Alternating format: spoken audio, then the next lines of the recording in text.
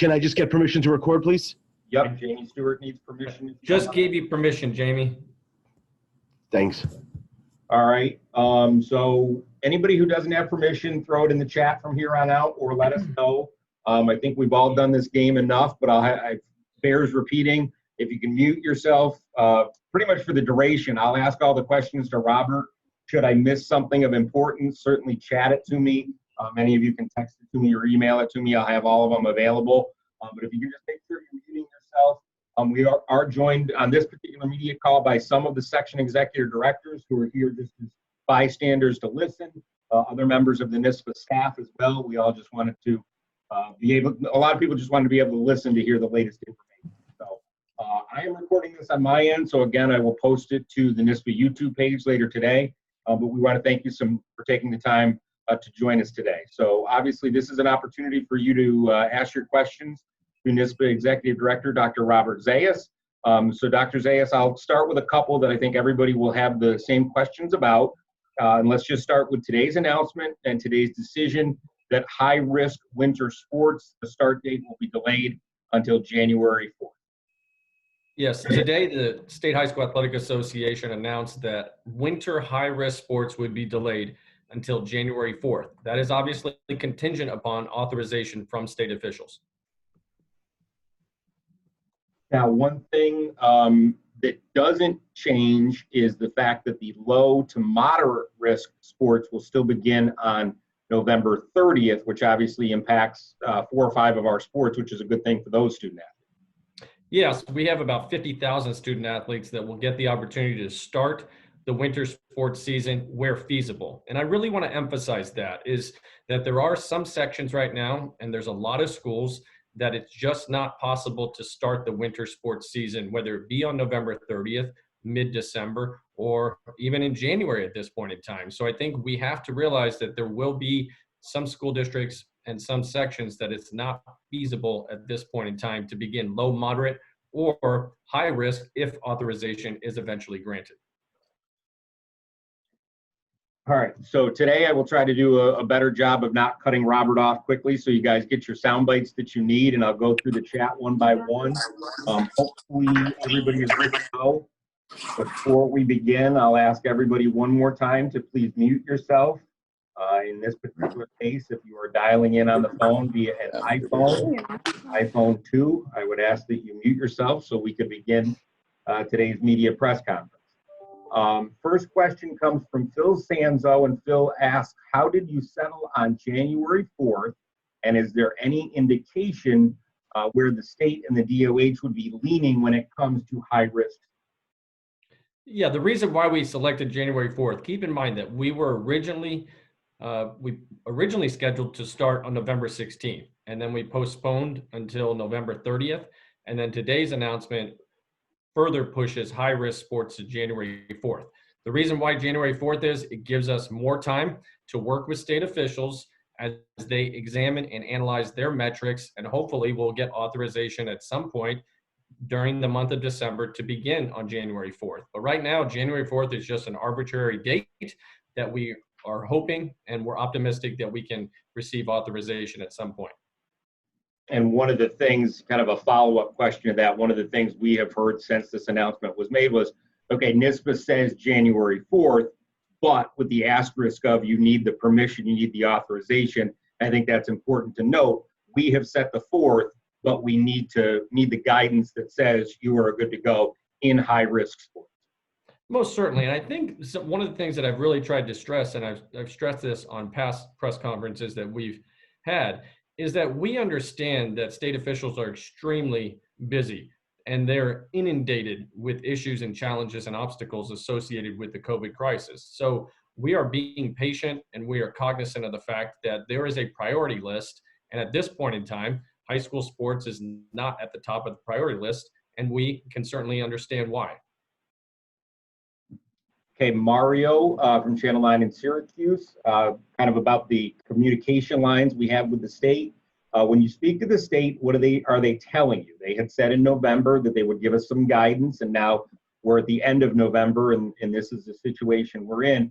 Can you talk about the kind of lines of communication you have with state officials?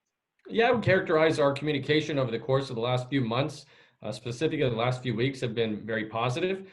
We have an open dialogue, and we're working with the same common goal of providing opportunities for student athletes when it's appropriate and when it's safe to do. But at this point in time, our advocacy efforts are somewhat hindered by the fact that we're seeing a rise in COVID infection rates, and we're also receiving a lot of concerns from our membership about high-risk sports. This came up in one of our earlier calls today, Robert, when we had the COVID task force. I think it was Adam Stoltman from Section 6 who had kind of asked a similar question that Rich Donnelly will ask here. What thresholds in terms of positive test rates has the Department of Health told you you need to reach in order for high-risk sports to be played? I think the question being, what do we need to do to prove that we can get high-risk sports back? Yeah, there's been no criteria that has been provided to us as the State High School Athletic Association. There's been no metric that we need to attempt to achieve in order to get the okay or get the authorization to start participating. I think much like we've seen for the last 8 months, with each passing day and each passing week, different types of data are being analyzed by state officials, and that we're hopeful that we eventually get to a point where our state officials determine that it's okay and it's appropriate and it's safe for high-risk sports to be given authorization to start participating. Kind of a piggyback off of that when it comes to numbers, Mario asks, are you able to show the state numbers in terms of data when it comes to the sports that were played in the fall around New York or even around the country to show the travel teams or the sports that we were able to play didn't have any issues? Yeah, I think that's a common question that we've been getting is why can New Jersey participate? Why do we see Pennsylvania participating? Well, I think we also have to keep in mind that Pennsylvania has a 19% infection rate, I believe, or they did just a short time period, ago. So as we look at what other states are doing, we need to be cognizant that our state officials are examining their own set of metrics and they're examining the data as they see fit. And that's a reason why we have some of the lowest infection rates in the entire country. So I think some people need to be aware of the fact that although we see, well, high school sports, high-risk sports don't have authorization at this point in time, we also need to look at the positive side and say we have one of the lowest infection rates in the entire country. This question is geared towards sections 8 and 11 on Long Island. Long Island sections had already decided they weren't going to play any sports until January 4th. So the question is, at what point do you recommend that superintendents or sections would make a call on whether or not to play any sports at that date? And what would be a drop dead date in your opinion for that?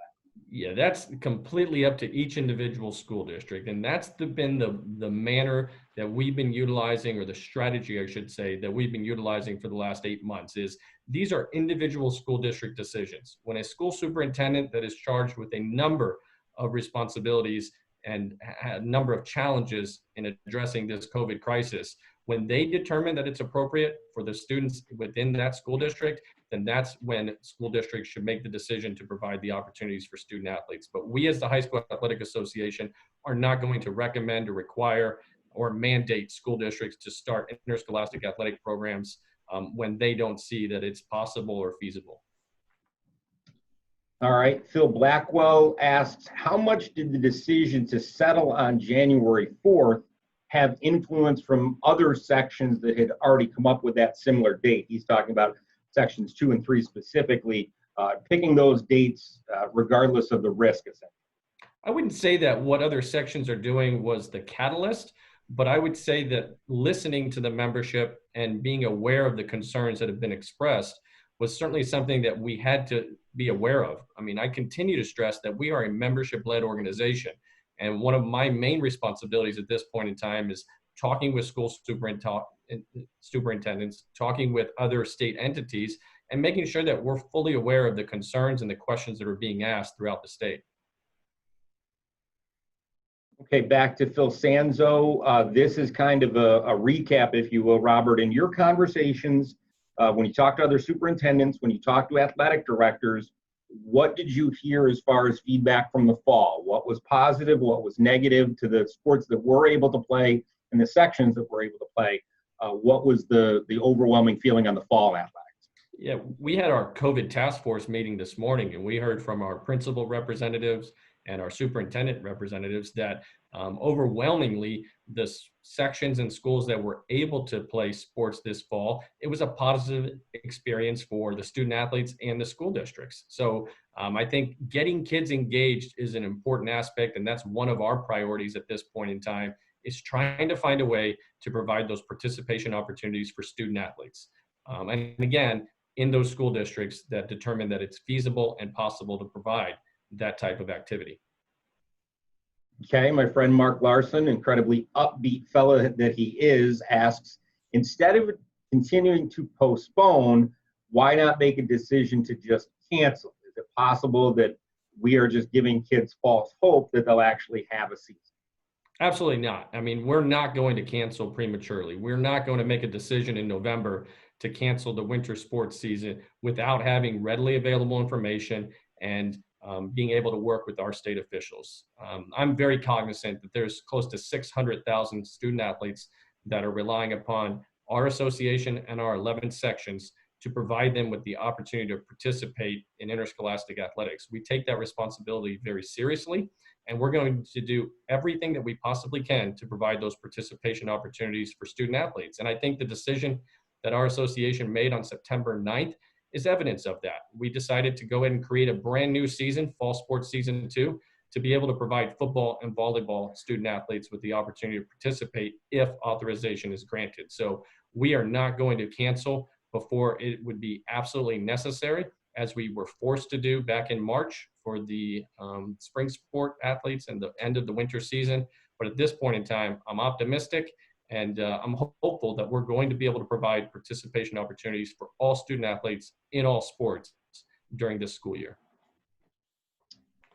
We may have already covered this, so if it was one of the first ones, I apologize, Robert, but from Todd Sliss, do you have any indication that if things don't get worse by the January 4th date, that the governor would approve this? Do you have any inkling on that? I don't have any inkling. I mean, we've listened to the governor's press conferences. We've talked to state officials at the governor's office. We've talked to state officials at the Department of Health and State Education Department. So we're actively communicating. I don't have a definitive timeline. But again, I'm optimistic that if we can get the COVID infection rates to start moving in the other direction, then I'm optimistic that we'll be able to also start expanding some of the sport offerings. This is a rather long one, and I didn't have a chance to pre-read it, so everybody bear with me, from Keith Lobdell in the North Country. Same lines as what Mark asked. In the fall, student athletes were told they could have a season, only to have individual sections and school districts say that they couldn't.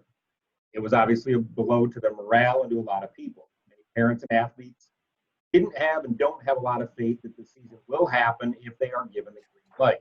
So if their sections and schools say yes, why not wait until the state DOH comes out with guidelines before moving forward with a start date of high-risk sports? Well, I think that's exactly what we're doing. We're waiting. We've set a target date of January 4th for our high-risk winter sports, and then we're waiting for authorization.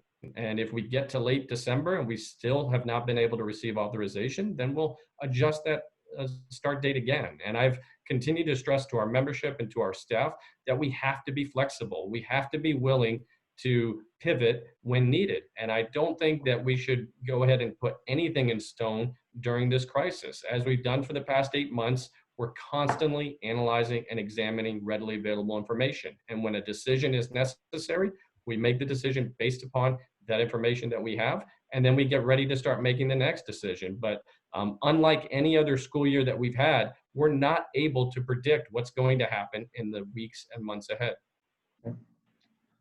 Next one comes from Jason, and I think we talked about it. Robert, I'll let you chime in and follow up if you want to provide more to this. He asks, have low and moderate risk sports received authorization from the state to start? Yes, Jason, they have. They were previously okayed for low and moderate.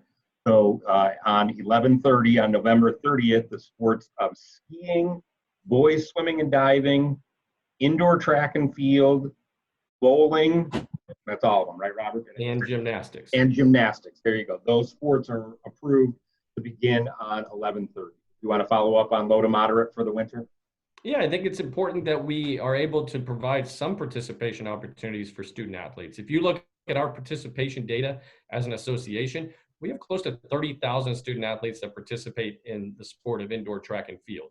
Obviously, that's all from modified through high school, but there are thousands of students at this point in time that are going to be able to participate in some type of winter sport, whether it be low or moderate.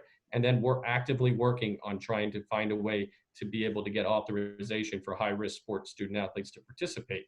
If you look at the sport of basketball, we have 63,000 student athletes that participate within our association. It's extremely important to us, and I know it's extremely important to state officials as well that we provide participation opportunities, but it has to be safe, and it has to be appropriate, and it has to be based upon authorization from our state officials. All right, Sal asks, and this is kind of more of a put your crystal ball on your desk and look into the future. Do you think there will become a time in the near future when sports, in our case, interscholastic athletics, are moved up or higher on the state's priority list? Yeah, I mean, I think as it becomes possible that that would hopefully happen, but I think we also need to be cognizant that there's a hierarchy of need. And at this point in time, I'm hopeful as a parent of daughters, I'm hopeful as a citizen of New York State that we're not going to start prioritizing things above that of hospitalizations, of vulnerable population, of monitoring and examining the infection rate, and then preparing for vaccine distribution. All of those things need to be of high priority for our state officials. And I'm thankful that they are at this point in time. Okay, Mike Doherty asks, is this latest update officially submitted in some form to somebody at the governor's office? Do you expect to get a response? And if January 4th is determined to be feasible, how far out do member sections need to have to get the go-ahead from the governor?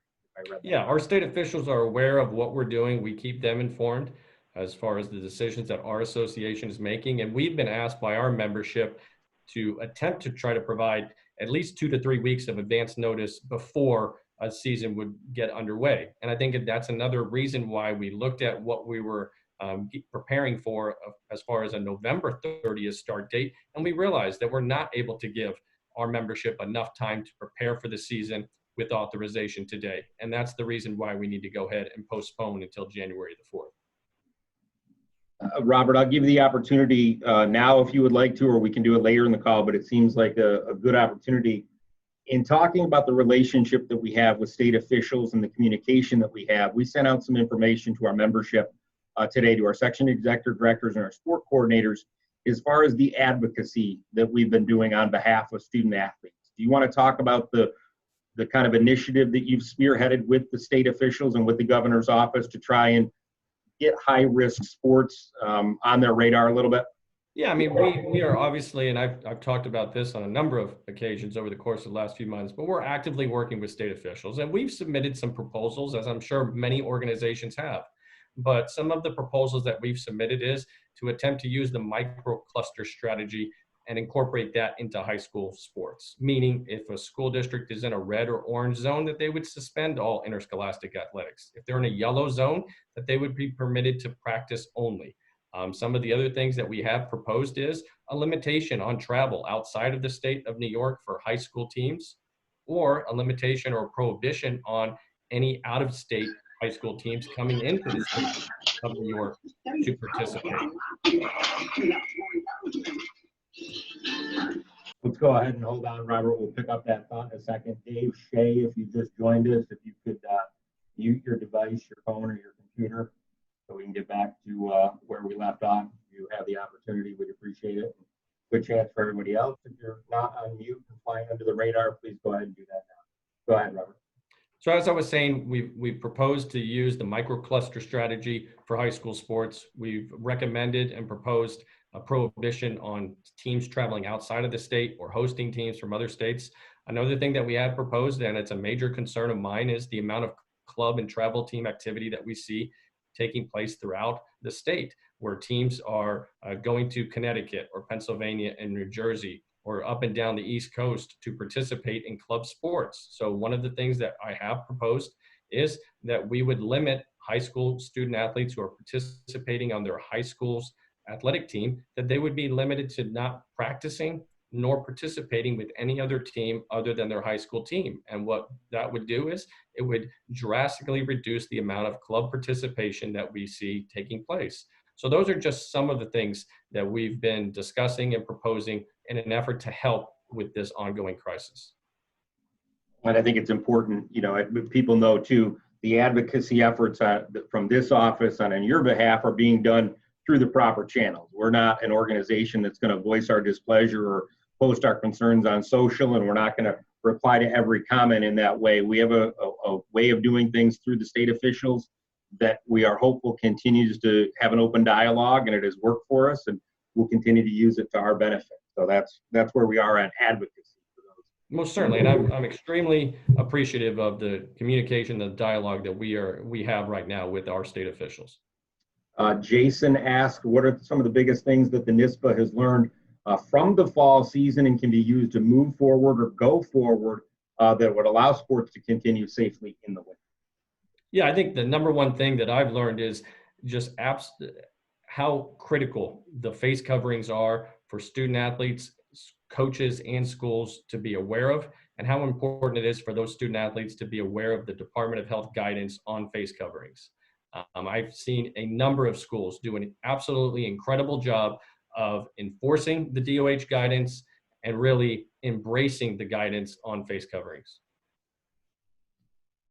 Let's see. Next one comes from Lindsay Kramer. I know that state championships are technically still on, obviously, for the winter sports season.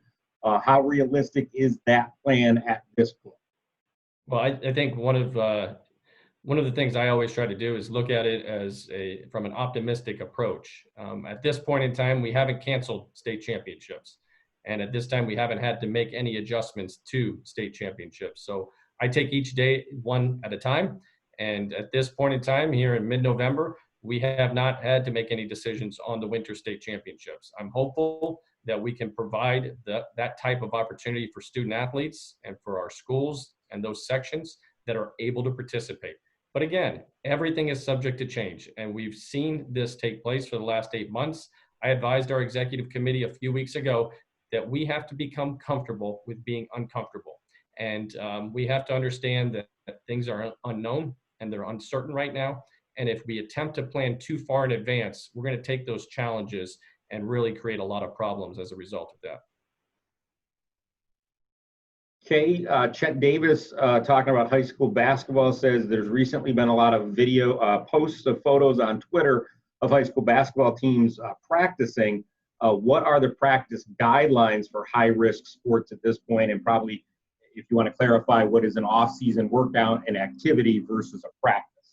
Yeah, that's a big question that we've been getting. And we released our updated resource document today. And I've been really advising schools to pay particular attention to pages 6 and 7 of that resource document that covers off-season conditioning activities. In late August, we received guidance from the Department of Health that basically said low and moderate risk sports were able to start playing and practicing on September 21st, but high risk sports were limited to practice only with no contact. So that's essentially the stipulation that high risk sports are under right now. Is they can have workouts, a basketball team can get in the gym and shoot free throws and conduct skill development, but at no point in time should they have any activities that involve contact between student athletes in those high-risk sports.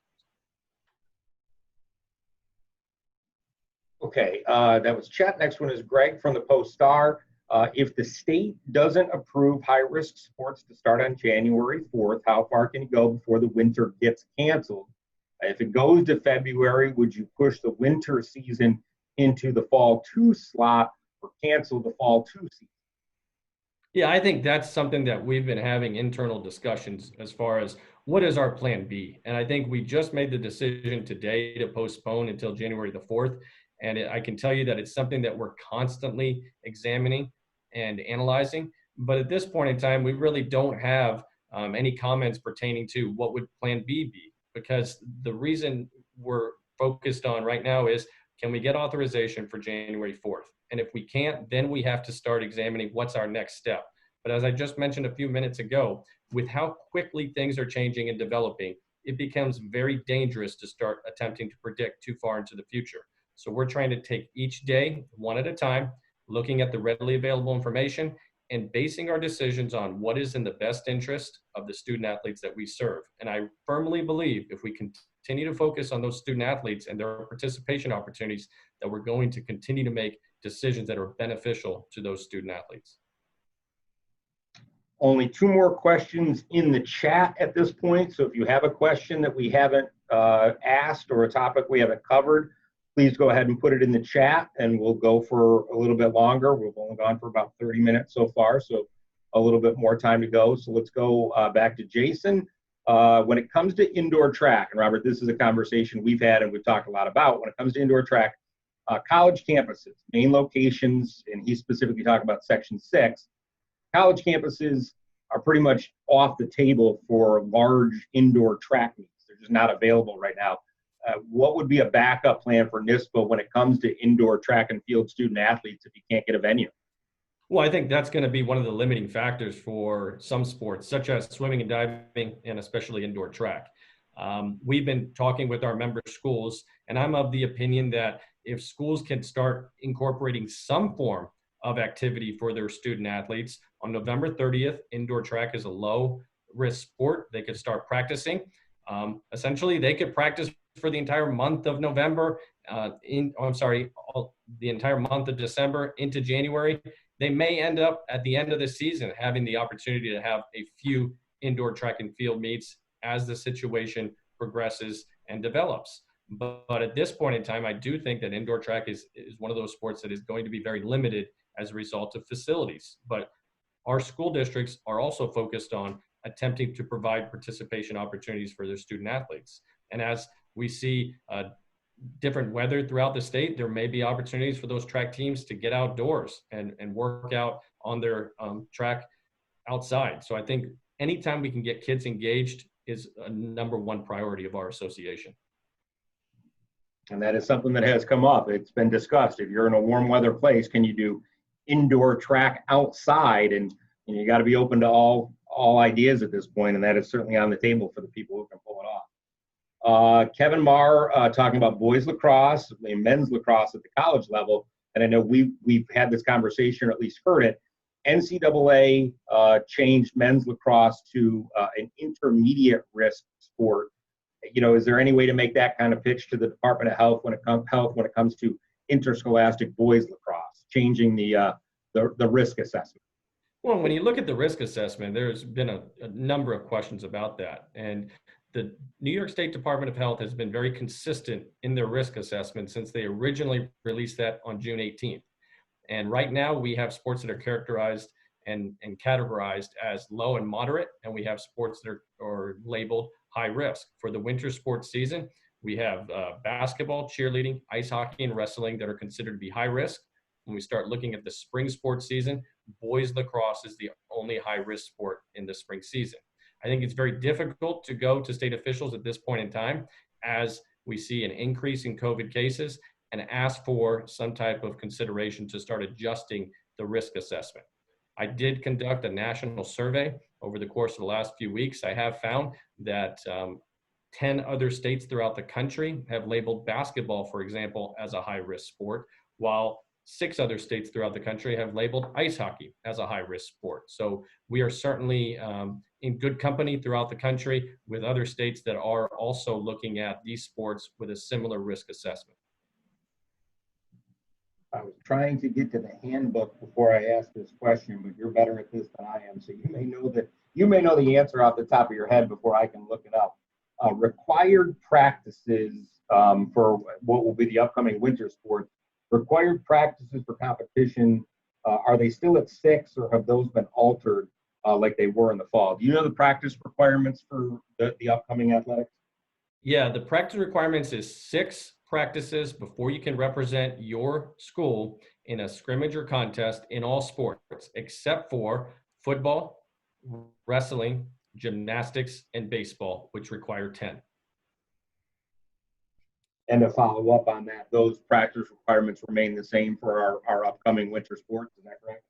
They do. It's the same for the winter sports season, fall sports season 2, and the spring sports season. We did adjust those practice requirements in the fall season that started on September 21st because we were cognizant of the extended layoff that many student athletes had had before participating in any form of physical activity. Ken Drake asks, and I'll give the answer, but Robert, correct me if I'm wrong or chime in. Ken asks, could there be a situation where each individual section could play high-risk games if they're in smaller regions of the state? The answer on high risk is no, not until we get authorization. Correct, Robert? Yeah, we're waiting on authorization for those high-risk sports to be able to start. So that's a no on that one.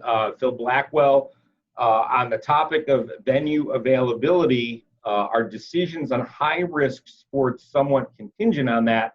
He's talking about specifically ice hockey, and I think finding a venue and finding facilities for that. I mean, I know that's been a concern of our schools when it comes to the sport of ice hockey, that they need to start reserving ice time.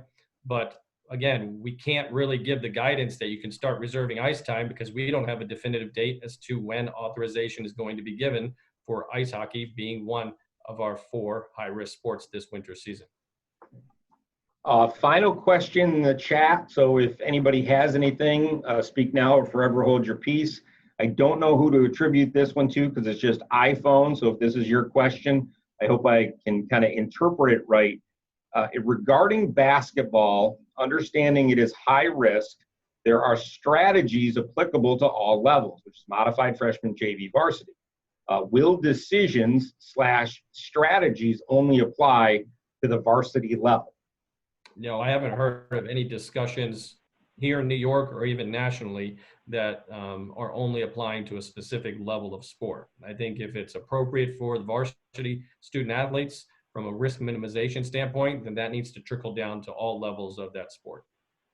And I think one of the things we've talked about before, it bears repeating, you know, when it comes to athletics at your school or your section, we've established this is school district decisions if they can do it safely and feasibly. And that includes if you're going to have modified JV, if you're going to have those levels, that's up to your school district, right? Most certainly. The school districts are being faced with those very difficult decisions. At this time, if you don't have anything else for the chat, you know, Robert, I know we kind of covered a lot of topics here today, but I think the big thing to come out of today is, you know, we still have 5 sports that are able to go on November 30th, which is really good news for those sports. And the 4 sports that are labeled as high risk, you know, we certainly have given them a fighting chance to get to January 4th. And we just really want to have that opportunity to get them the opportunity that they need to play. Definitely. I think we continue to focus on how can we expand participation opportunities for student athletes. We definitely understand the benefit of participation for student athletes. We understand the positive impact it has upon so many thousands of kids that we have the ability to work on behalf of. So we are advocating and we're doing everything we can during this crisis to provide those participation opportunities for our student athletes. Phil Sanzo asked in the chat, when will the next task force meeting be? Phil, at this point, we don't know. We'll convene the task force when needed and when necessary, would probably be the best way to put it. And Robert, I know we've probably said it on a lot of these calls. I know we've said it to our membership a number of times, and it came up in talking about state championships. We would very much love to be able to host state championships as those culminating events that kids are used to. But right now, where we're at, participation is the number one thing we're focused on. Most certainly. I mean, I don't want anybody to misconstrue the fact that although we haven't impacted any winter state championships, that certainly is not the priority at this point in time, nor is it the focus. The focus and the priority is trying to find a way to provide participation opportunities for our student athletes. And if we're able to accomplish that, then we can start focusing on other initiatives. Well, with that being the last questions in the chat, I think we covered all the topics. We want to thank you for taking some time to be with us this afternoon. Should you need anything, please reach out to me. I'm always available if you have any questions or you need anything from our office, please let me know. And Robert, thanks for taking some time, and we appreciate everybody being here today. Thank you, everyone. Be Thanks, safe. Robert. Appreciate it, Chris. Thanks. All right. Thanks, Robert.